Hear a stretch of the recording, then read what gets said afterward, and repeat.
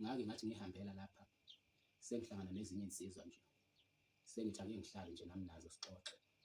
Ngifica ziyaxoxa-ke lezi nsizwa lezi, zixoxa ngenye insizwa nje zithi ayi uyaqina impela usibanibani, kodwa inkinga yakhe iyodwa ukuthi akaze eqonywe intombazane engenayo ingane, uqonywa oma bengane kuphela, futhi uqonywa iy'ngane esey'vithikile. Ngayidabukela leya nsizwa ngaze ngasho ngathi yazi uyaduma kabuhlungu le ndoda lena. Uyazi ukuduma kanjalo kuyafana nokuduma ngokuthi uthandana nabafazi babantu. Leyo nto nje into engeke ngiyibone ifana. Ngize ngithi kungcono kabi ukuduma ngokushimana, kunento nje oyubona ukuthi uyabona lana iyatshengisa ukuthi wena nsizwa isuke ingekho kangakanani indaba yakho. Ngayibona-ke enye insizwa lapha kuzo lezi zinto zo-TikTok kanjena ikhuluma ithi yeyi sesingasho nje bafethu kodwa bahle uma bey'ngane. Ngathi mina hawu, kodwa leli bhungu leli lilisha kangaka, li-fresh kangaka selingaze lize ukukhuluma into ekanje. Uyabona, yebo siyavuma ngokwesikhathi ngoba phela sekuyisikhathi samanje ukuthi vele izinto sekumele vele ihambe kanje, kodwa kunento obonayo ukuthi akufanele uma usuke usey'nsizwa nje, usemusha, usenobuhle bakho obuphelele uy'khulume, yabona, akufanele ngoba zisuke sey'veza ukuthi wena uyisehluleki kangakanani. Khona yebo, ungathandana nomuntu osezele ngenxa yokuthi vele phela iy'ngane sezazalwa zincane, kodwa akusiyo into leyo ongahamba uyishaya isifuba ngayo.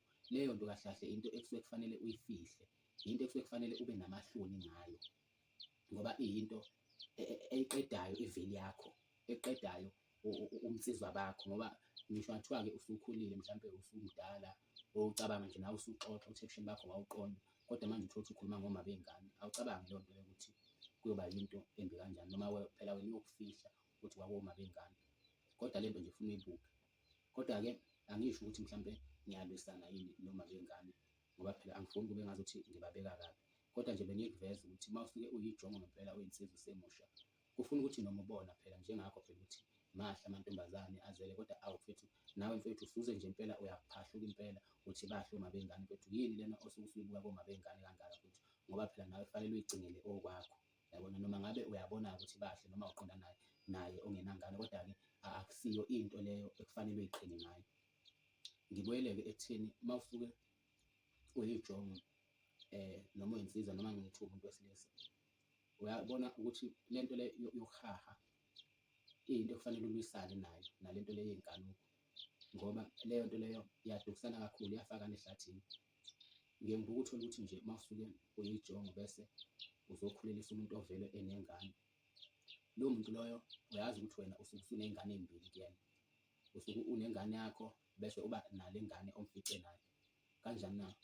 Into ozoyenza wena uma-ke wayisaphotha nje ingane yakho, wokwazi ukuthi leyo mali leyo izohlukaniswa phakathi ngoba phela akekho umuntu wesifazane ongacwasa iy'ngane zakhe, enye idle enye ilambe. Uyoyihlukanisa phakathi leyo mali, enye enakekele ngayo ingane yakho, enye enakekele le ngane le omfice nayo eyabalekelwa ubaba wayo. Kufanele uqaphele-ke lokho, ukwazi nje ukuthi uma uke wayifaka laphana ngenxa yokuthi phela wena uphoqwa zinkanuko, angisho wena ulalwa zinkanuko, futhi wena ulandela ubuhle, funa wazi ukuthi usuke usuyifakeni, usuke usuyifake kuphi. Kodwa futhi lowo muntu wesifazane usuke engekho wrong ngoba phela kusuke kuy'ngane zakhe lezi ey'vundle kuye, futhi kusuke kufanele ey'thande ngokulingana, kodwa nje kufanele wazi ukuthi wena uthanda ungathandi, leyo ngane leyo omfice nayo uzoyinakekela futhi awuzukucelwa. Leyo nto leyo uzoyenza ngisho ungayithengela igwinya ingane yakho, okwazi ukuthi liyosikwa nje phakathi, omunye uphisi unikwe le ngane le omfice nayo lo wesifazane, enye unikwe ingane yakho. Kufanele-ke uma uzongena entweni ekanje lokhu ukwazi ukuqaphelisisa futhi ukulindele ukuthi kuzokwenzeka kanjani.